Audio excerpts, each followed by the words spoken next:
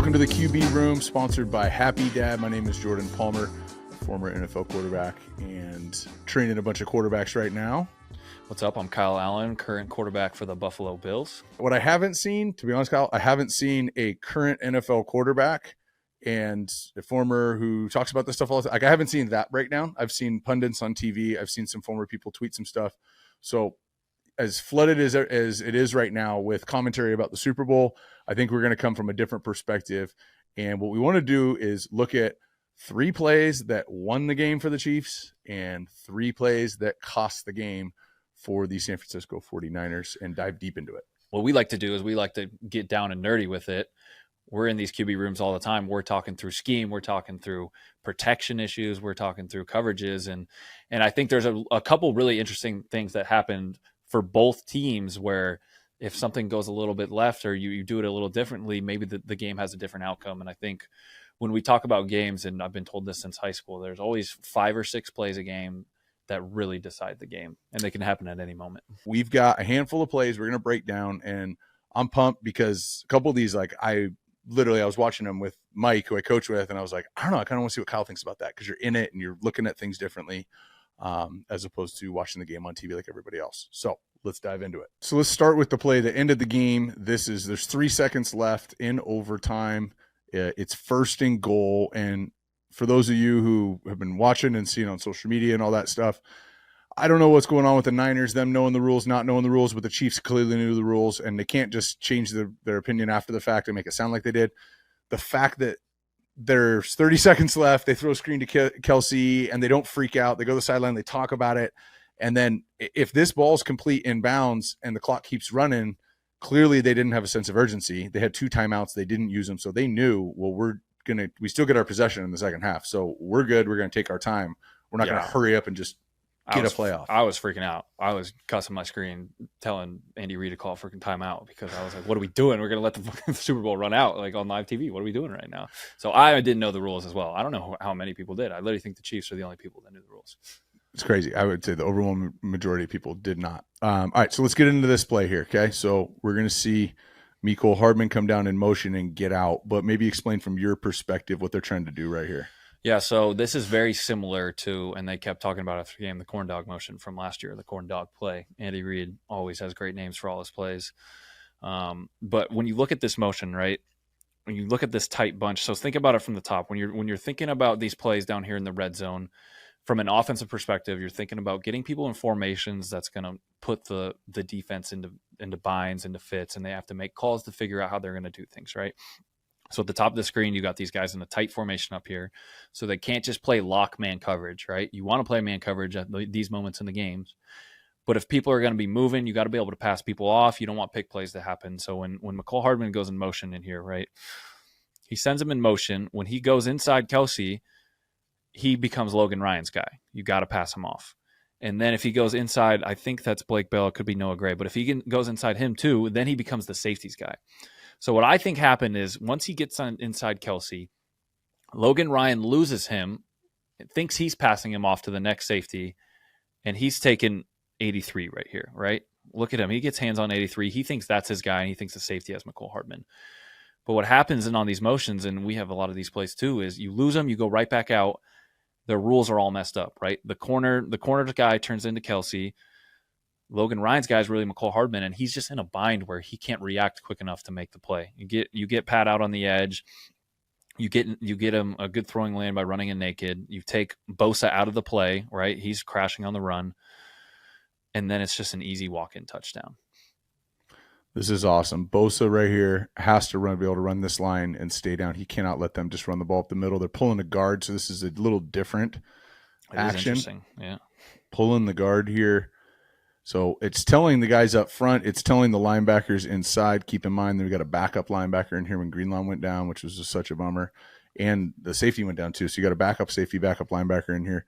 This is in the interior portion of this is telling them this is a run all the way. And it looks like from an offensive perspective, this is a run. Look at 65 and 74 double teaming and pushing these guys down the field.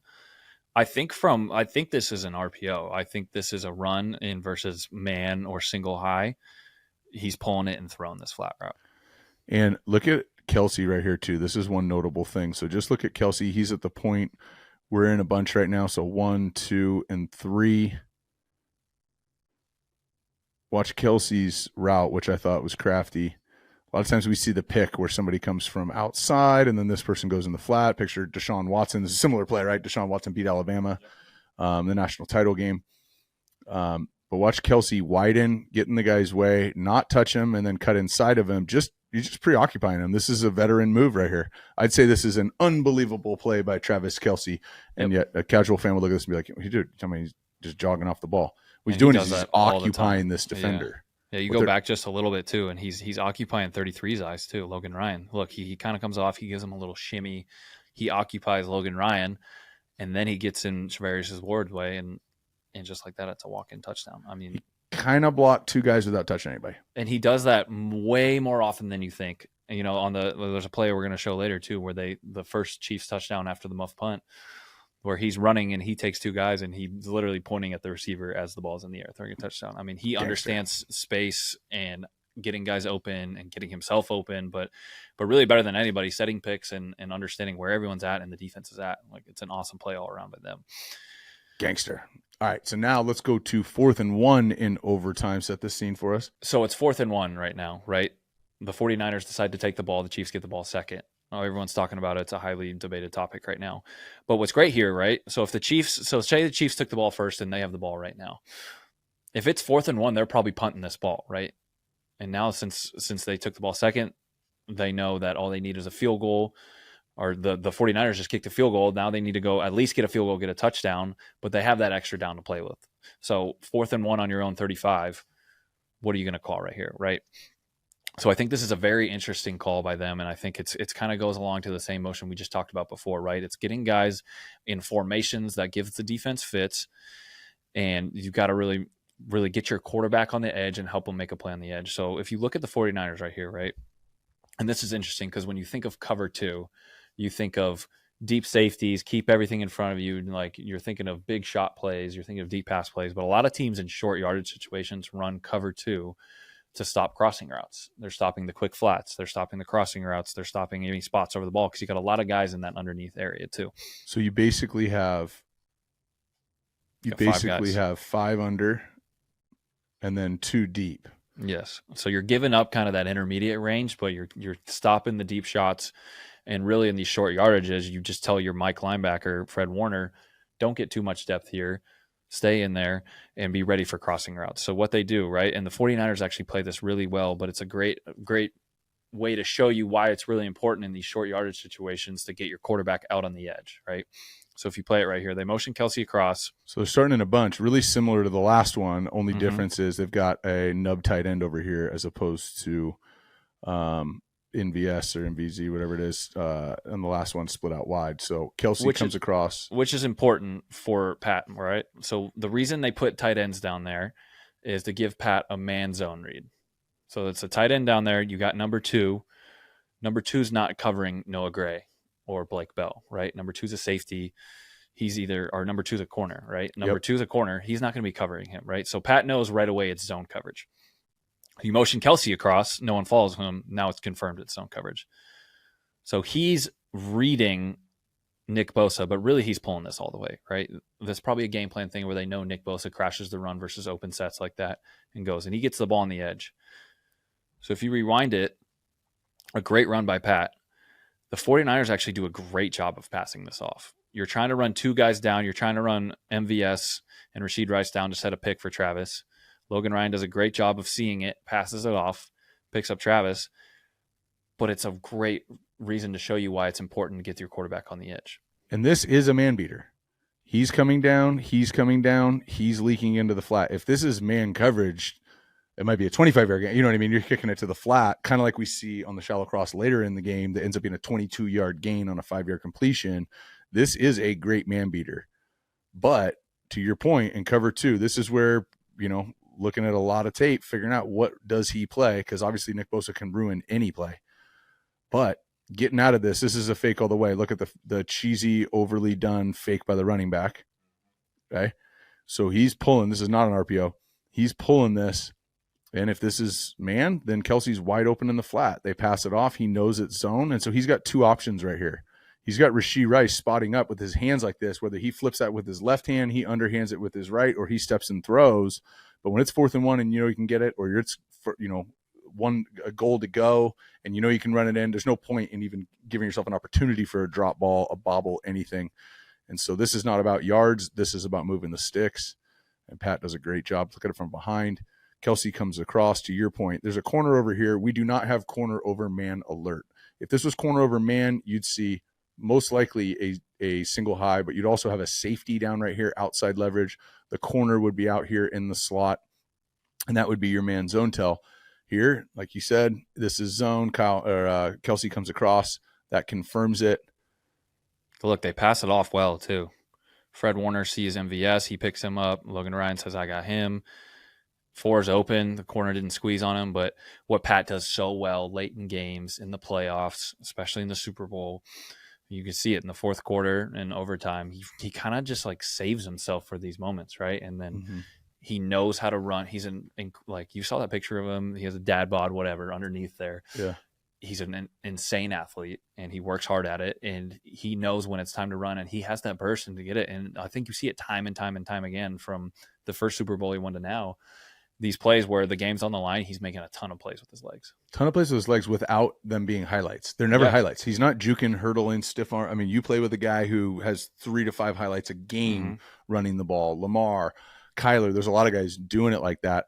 Pat's runs are not highlights. They are effective. It's the sum of 6, 8, 12-yard gains, which can allow you to be. And I've always said, it's not about how fast you are at quarterback. It's can you change direction at 75% of your top end speed or more? Can you change direction running 3/4 speed or more consistently? Pat can. So when you can do that, I no longer care if you're a 4.7 or if you're a 4.8, if you're a 5 flat. I watched Blake Bortles his first 2 years in the NFL lead all quarterbacks in rushing. That was peak Russell Wilson, peak Cam Newton. And he ran 4.89 at the combine. He was an effective, understood when to go, change direction at full speed. And that's what we're seeing out of Pat is his ability to do that. So it's not the highlight play. It's not the sick ass run he had.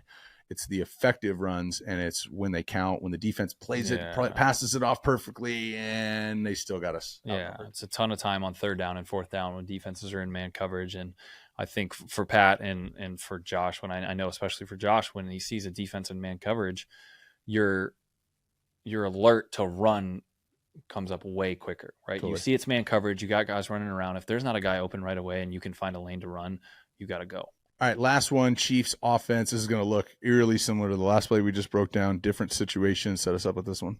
So this is a 3rd down on their last drive in regulation, right? And it might not seem like a huge play, but if you see what the plays we're talking about, right? We're talking about red zone, 4th down, 3rd down, all these situational plays. And situational football is where you win and lose football games.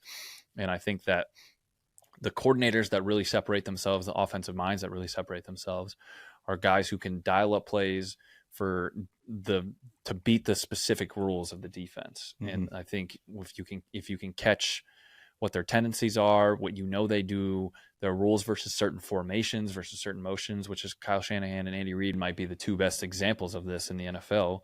And I think you see Pat Mahomes becoming almost a pseudo offensive coordinator. And if you roll this clip, you'll see it. This is a check by Pat Mahomes, right? It's 3rd and 2 on the 43-yard line. If they don't get this, they're kicking a long field goal to try and tie the game instead of driving it down where they kick the field goal at the end of the game. That's a 27-yarder. It's easy hit right here. So if you go back to the top right here, it's 3rd and 2, right? So which part's the check and what are you seeing right here? So pause it right here, all right? I don't think they get it on film because of the way they cut film. They only cut during the play. So if you're looking at this play right here, right, Pat sees this as cover 0, which is a hard cover 0 look to see, right? Normally in cover 0, they're bringing everyone and they're playing everyone else man-to-man. Normally you're going to see guys man over man, locked on, and you know who has who. Right now they kind of got the safety of the field deep, right? He's a man. They got a safety to the boundary who probably has the back if he flares out that way, right? Normally in cover 0, you're going to put that safety towards the backside. So if the back free releases to that side, you cover him. If he doesn't, you're blitzing. And on this right here, so there's 5 defenders. If this is 0 like this, there's 5 defenders for 5 pass catchers, which means there's 6 remaining guys inside that can come. There's only 5 that can block. So they've got 1 extra. And the part where you said the film cut off, Werner is coming off of being in a double mug. Mm-hmm. So Warner was right here next to him. So we got 2-3 techniques where they're lined up outside the guards and 2 backers filled in right there. Any combination of guys can come because he can pop and help out to number 3. He can come, or he can pop and he can come. And they can play all sorts of coverages off of it. So go ahead. Yeah, so this is just a straight film study off of Pat. This is just him seeing 1,000 different reps of cover zero, and cover zero is becoming more and more and more rampant in the game today because it's so hard to figure out. It's so hard to pick up, and defenses, you don't always have to be right in cover zero, right? You just got to get there fast enough. But what Pat does is awesome, and this is a great check, and I think he's probably been waiting to use this check all year because it's awesome. So he sees this, right? So a lot of times, I mentioned the DB up top by the running back. If the running back flares to the top, the DB has him in man coverage, right? What happens is the DB on the other side of the field has the same rule most of the time, but he doesn't see a running back lined up on his side pre-snap. So he's not even thinking about the running back flaring, right? He's just thinking blitz. And think about this moment, too. It's 3rd and 2, Super Bowl on the line. He's probably thinking, I'm going to make a play to win the Super Bowl right here. So what Pat does is he gets to his zero beater, his zero check. So a lot of times what you'll see is you slide the line, you leave one for the back ends up blocking the guy in the line of scrimmage, right?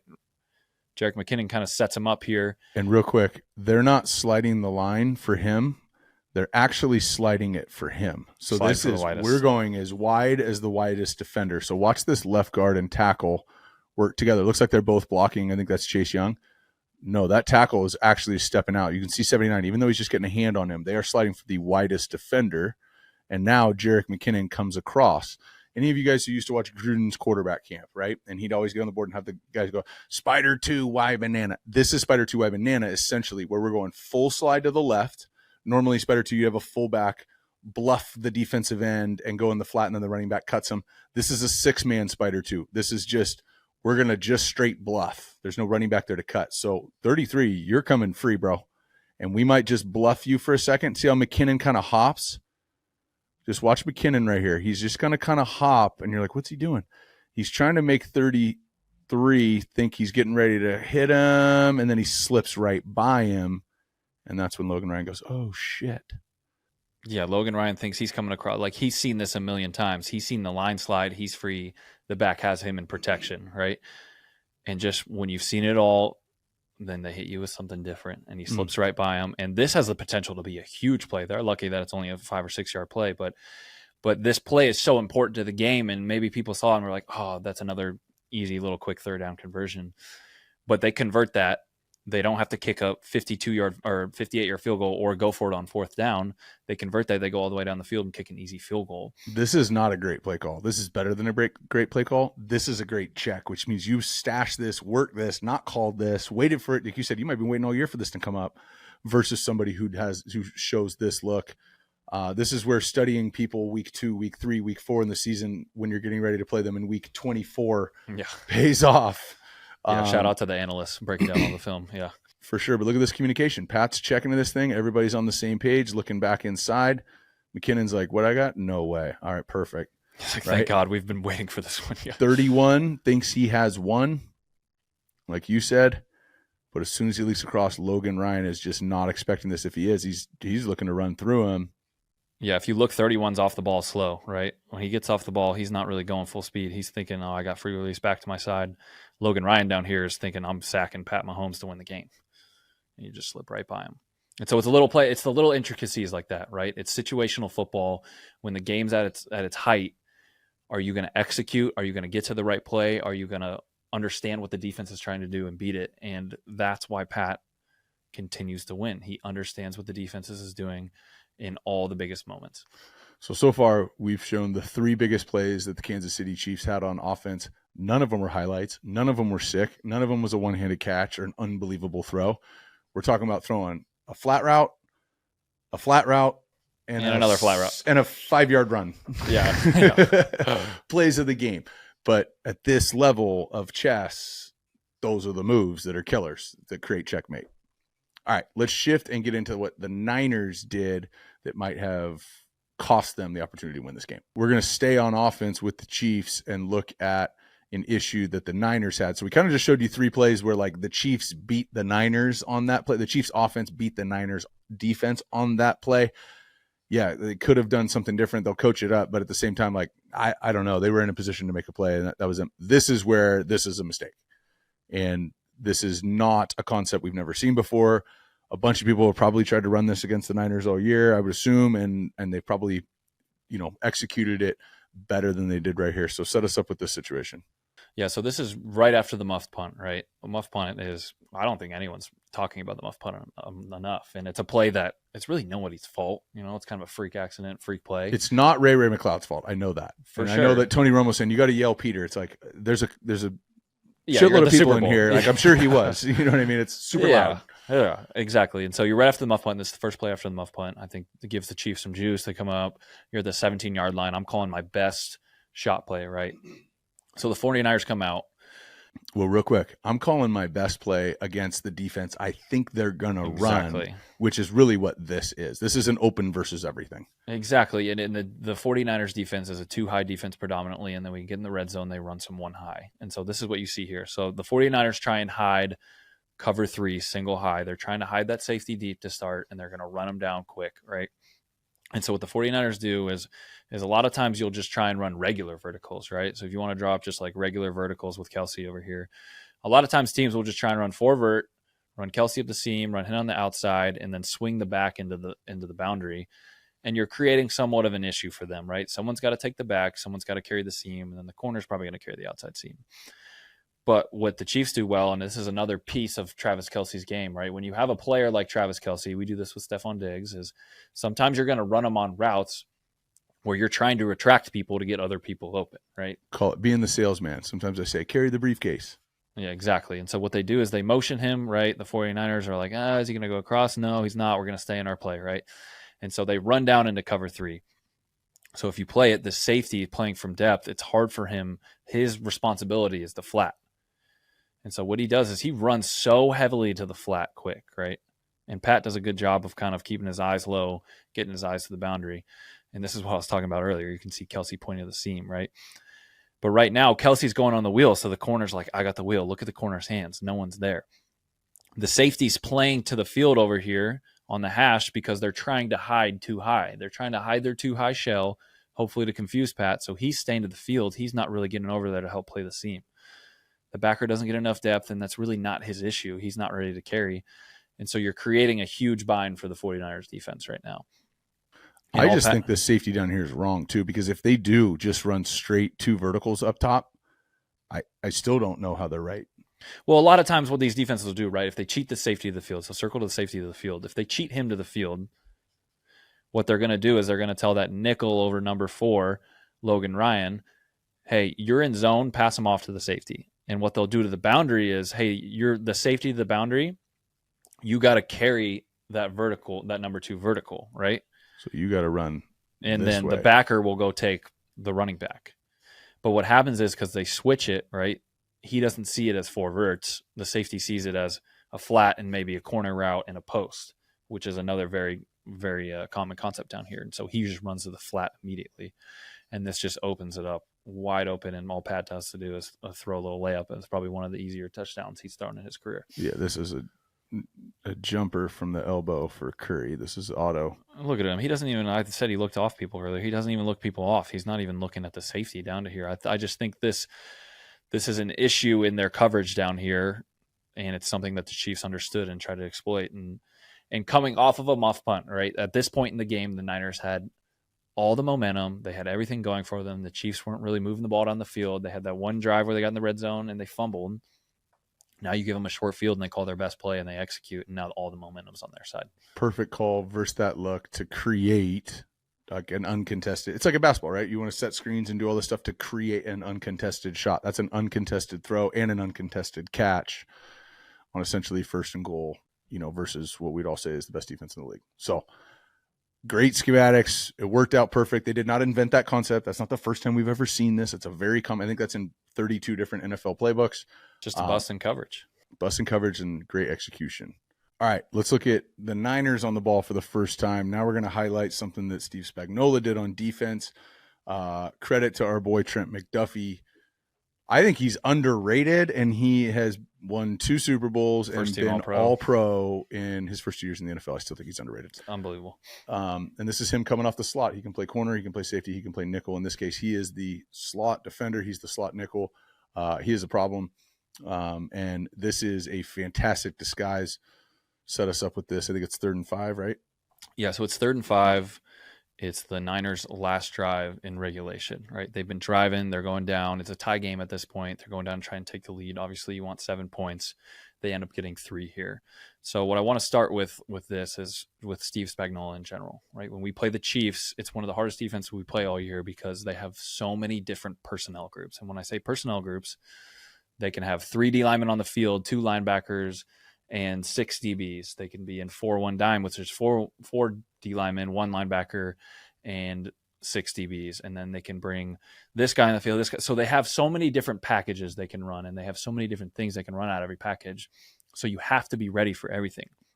Right here, I can't tell if that guy over the nose is a D tackle or a linebacker in this view, but it looks like they're in 3-2 dime right now, right? So let's just call it 3 D linemen, 2 linebackers, and the rest of the guys are DBs on the field. That's Chris Jones. That's Karlaftis. Yeah, I think these are both linebackers. It could be two like it just you never know. And from a perspective of quarterback, right? You're used to 4 D linemen, 3 linebackers, or 4 D linemen, 2 linebackers. And then you kind of know what's coming off of that, right? So the Chiefs do a really good job of having a lot of density in their game plan. They do a really good job of running that. So here, right, if you go back to the top, Jordan, Christian McCaffrey starts in the backfield, right? They kind of got a lot of guys up at the line of scrimmage. You don't really know who's where. It's tough when you have 2 guys in the backfield, right? And so they put them up, start them in the backfield, put them up. So doing that is the same thing as we talked about before, right? They're trying to give Brock a man zone read. So Justin Reed goes out there and covers him. You know it's man coverage. So pause it here, right? If you pause it right here and you're looking at this, it kind of just looks like 2-man, which is 5 guys underneath covering the 5 receivers, and you got 2 deep safeties playing over the top, which is a very normal coverage to be running in a scenario like this, right? It looks like 2-man. A lot of times they'll have 32 spying. They'll have these guys spying. They're not going to run around. They're not going to rush. So when Purdy snaps the ball, right, that's probably what he's thinking. It's 2-man. He snaps the ball. Trent McDuffie does a great job of disguising and hitting it right when the ball snapped. He's coming in full speed. Karlaftis down here goes outside Trent Williams. He takes him outside, opens up a huge gap for Trent McDuffie to come through. And Brock's trying to keep his eyes inside so he can flip his eyes quick and then throw the slant route to Ayuk. Real quick, low key, what Trent McDuffie does. I played with a guy named Leon Hall, who's a 1st-round pick corner in Cincinnati. He played forever. Second half of his career switched to nickel, and people are like, oh yeah, he's not fast anymore. He can't. No, he was so good at nickel. And this was one of the things that he was saying when you scan, or in these cases, watch Trent McDuffie's first couple of steps. He stays wide, now gets inside, because at this point, what does Brock Purdy see when he looks this direction? He sees the back of Trent Williams, and he sees a defensive end coming at him. And so Karlaftis coming upfield, McDuffie hiding. I bet you Brock doesn't see him until now. That's too late to be able to gather, get your foot in the ground, get the ball out, and feel good. And we can hit pause and go, oh, Brandon Ayuk's wide open. Well, yeah. After a second, you got to get the ball. You got to get your eyes up. You got to find him. And poof, there's a magic. There's a nickel right in your face. And then another thing that McDuffie does, I know he leaves his feet, but he doesn't jump way up in the air. He sends himself at him. So if Brock does pull this ball down, he can still grab him. He's still got a chance at it's just like so technically sound to hide yourself behind the pass rush and the tackle, slip inside, get a hand up. His left hand's the first hand that's up. That's going to block the passing lane. Like just like so technically sound as a nickel. It's not just like, oh, he's fast as shit, he's good at nickel. It's like, no, it's these subtleties. And when you talk about having that many different packages, you got to have smart people who can execute that many different packages. So there's some brains in the secondary. Safety coming from depth. This is scary. When you're one-on-one with Brandon Ayuk and it's 3rd and 5 and you're going to expecting a short route, that takes balls to leave that much cushion, because what you want to do is make sure you don't get beat for a first down. It takes balls to trust that, like, I can play with a cushion and then attack it late. So across the board, this is just so good by the defense. I don't think it's bad I think it's I think it's a better disguise by the defense than it is more of a mistake by the offense in misidentification. There's just nothing, unless they ran this the last 3 games the same way, there's nothing that gives this away. Yeah, this is such a good cover zero. So hard to play cover zero. These guys are like 12 yards deep. They're deep, right? So you're not expecting cover zero, and that's the Chiefs are one of the top teams of running cover zero in the entire league, but they disguise it so well. And they're willing to play off in rally and disguise, and that's kind of the way the league's going right now. People and teams are willing to disguise over cover better because you're confusing guys, right? And they're expecting to get there before you can figure out what's going on. And if Brandon Aiyuk catches this, if Purdy sees this early and he catches it, Brandon Aiyuk's a strong motherfucker. He might catch this and break a tackle and score. That's the other thing with cover zero is you got to have some balls to call it, because if he breaks one tackle, there's not many people left.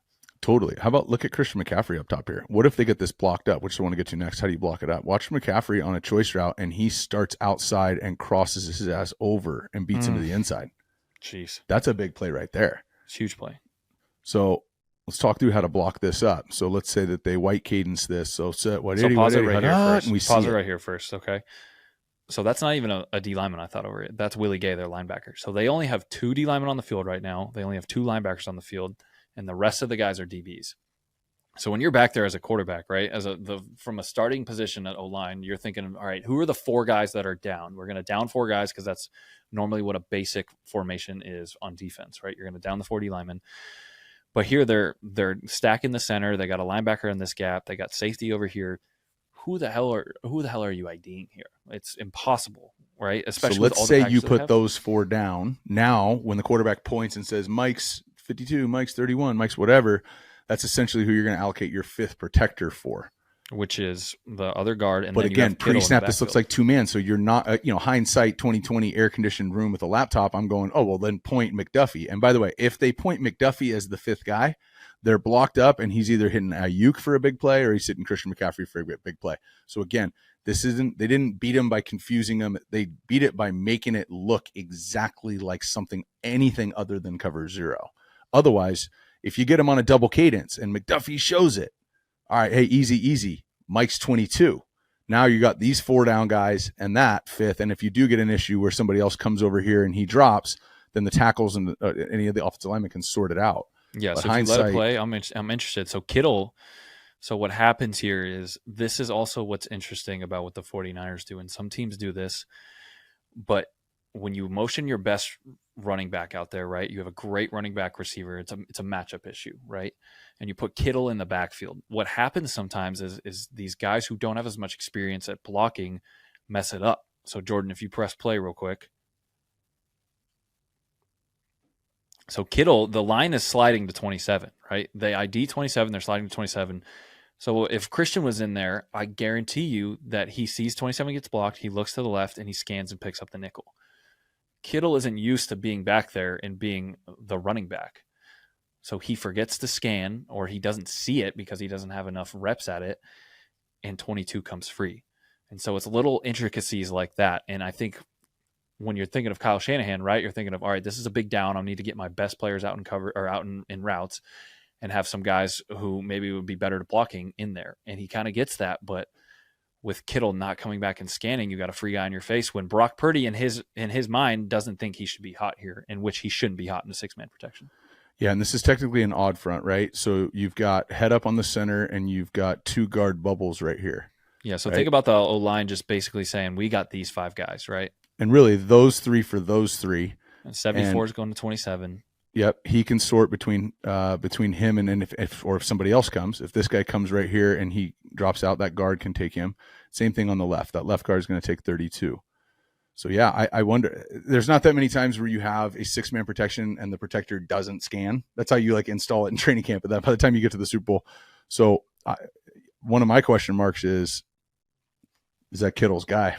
It's got to be. It's got to be. If you point 27, he's got to scan for McDuffie. He has to, and which is like you're putting your guy in a weird position at that point. Who's one of your best pass catchers? He's a great run blocker, but then you put him back there as a pass protector in a running back position, something he probably has minimal reps at. He's not thinking to scan, right? No, and what McDuffie's not going to do to George Kittle is knock him on his ass into the quarterback. That's not what's going to happen. Exactly. So that's Kittle just stand there, put body presence, and McDuffie has nowhere to go. And you might be looking at a touchdown to somebody there. Got two guys open. So that's why when we're pulling up these plays and we're looking at it, and that's why all these plays are situational, third down, fourth down, red zone plays. The little things, the little execution errors can be the difference between a non-converted third down and maybe a catch and run for a big play or a touchdown. Crazy. All right, final play. Also the final play on offense in overtime for the San Francisco 49ers. We all saw it. We've heard about it afterwards. Chris Jones came unblocked. He thought it was a screen potentially because literally nobody blocked him, which is why this is the play I've been wanting to watch with you on tape to see what your thoughts are. So there's the scene, got to have it situation, 3rd and goal from the 8 or 9. They end up kicking a field goal. Yeah, let's just set the scene too as well. So all these plays have been gotta have it situations, which is what we call it in the NFL. Is gotta have it. It's third down, it's fourth down, it's these big situational plays where you just gotta have it, right? And so what the biggest play call that most defensive have and gotta have it situations is cover zero.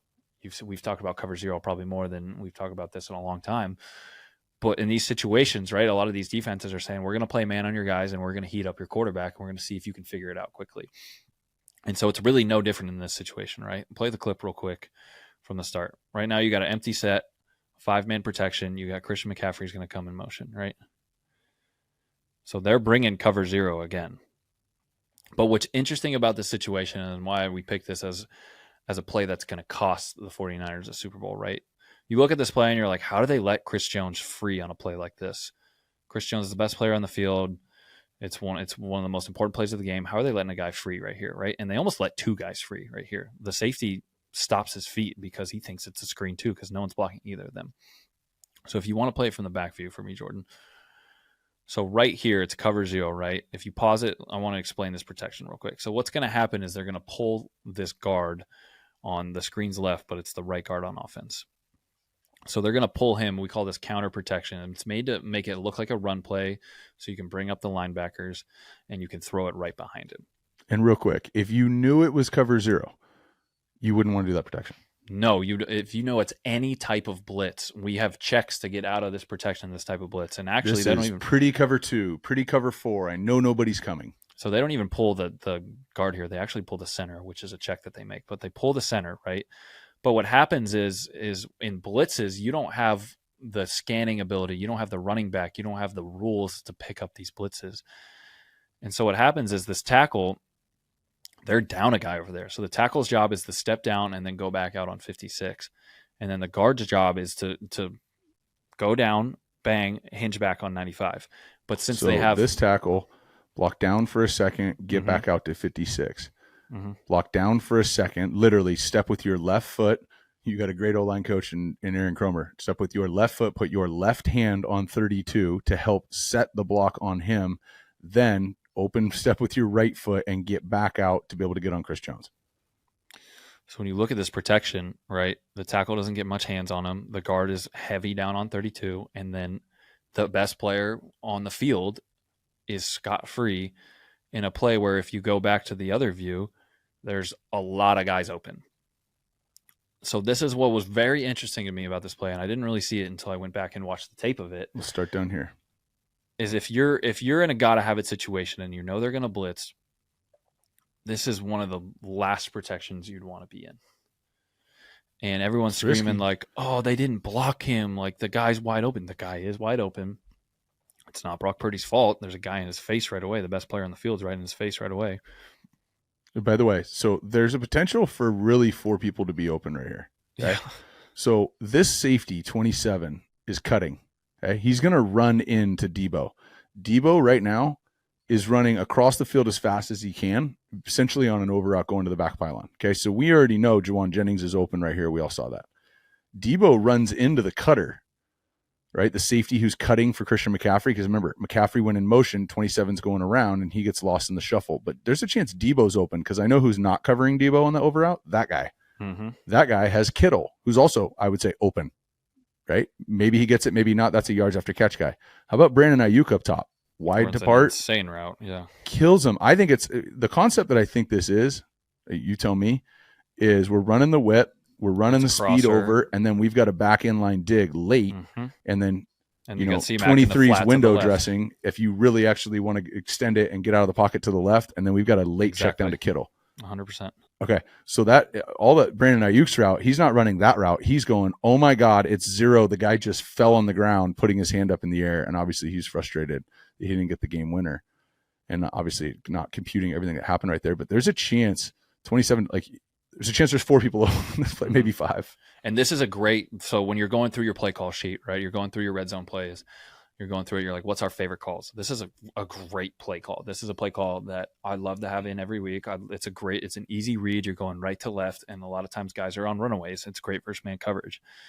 But it's a first and second down type of play call because you're not getting cover zero. You're getting more basic looks. It's blockable. And that's why it was just so interesting to me that maybe it was just one of his favorite plays on the sheet. He wanted to get it up. He liked the routes, but it was interesting to me with how much the Chiefs bring cover zero that he decided this is the protection I'm going to put on it, and he's going to call it in this situation.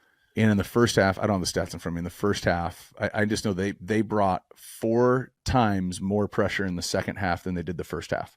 Which so is the second half for adjustment for Spags was quadruple down. Mm-hmm. It was like 19% versus 4. It went from 4 to 19%, I think, in the first half, second half pressures. So what you're not going to do at halftime is go, hey, we got this play in the call sheet, but we're going to change the protection. We're going to do it a little bit different. I never really play with people who changed the call sheet on game day. No.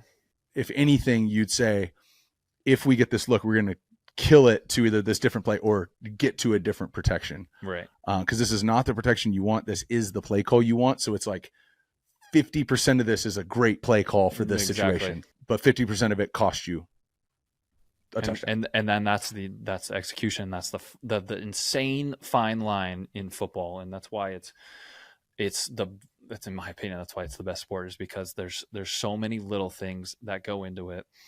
And normally the teams that win is the team that executes the little things right. They think of all those things. They have plans for what the defenses does best. I remember every time we play the Chiefs, it's like, all right, we need to be great in cover zero. If we're going to want to win this game, we have to be great against cover zero, because if we don't protect it, they're going to bring it even more, and then we're going to have even more issues. And I think Spags and all his different packages and all his great players that understand the packages and can execute them, it's just one of the best defenses out there. And I think that's the main reason why the Chiefs won the Super Bowl, and Pat playing insane down the end. What's so cool about this, when we talk about the level of football and intelligence, is we just picked the 6 game-changing plays, and 0 of them were spectacular physical. Yeah, no crazy feats. highlights, nothing. Yeah. Nobody hurled anybody. Nobody had a one-handed back shoulder diving catch. Nobody did any. They were all very basic from a watching TV, guy open, throw it to him in flat perspective. But that's why we wanted to do this episode, is because, like, hold on, that wasn't slant flat and the guy played it wrong. This is some complicated high level shit that hopefully we help you better understand, whether you're mourning the loss or celebrating the victory or indifferent. Don't care. Just wanted to see a great game and glad we saw one. Hopefully this breakdown clears up a little bit of what happened. Honestly, it did for me. I was kind of pumped to do this with you because I wanted to hear your perspective, because you're just in it and like I'm not. But hopefully this was fun and a good watch. If you have a pissed off Kansas City Chiefs, or I'm sorry, a pissed off Niners friend or a Chiefs buddy who's still gloating, send them this episode and share this, because I've been all on social watching everybody's takes. I think we just did one that's totally different than what I've seen, from different perspective, and hopefully you enjoyed it. I'm sure you enjoyed the game. One of my most memorable Super Bowls for me. In my opinion, we didn't talk about this. I think the best halftime show, I don't know, it was my favorite. Disagree. I grew up in an Usher era. Me and Dottie's first concert we ever went to was Usher. I'm like the only guy that didn't love the halftime concert. I was big hater vibes on the halftime concert. No. It was great. It was good. Posty was great before. It was great across the board. Posty was great. I love Posty. But anyways, hope you enjoyed this episode. If you haven't already, subscribe, share this. We appreciate Happy Dad and the sponsorship, and we appreciate you for tuning in. Now, the football season's over, but QB Room is not. We're going to keep breaking down interesting stuff. We got the draft coming up. We got free agency coming up. We've got all sorts of exciting stuff that we're going to continue to unpack. As long as you keep watching, as long as you keep telling people about it, we'll keep coming to our little studio and talking into cameras. Thank you. Appreciate you.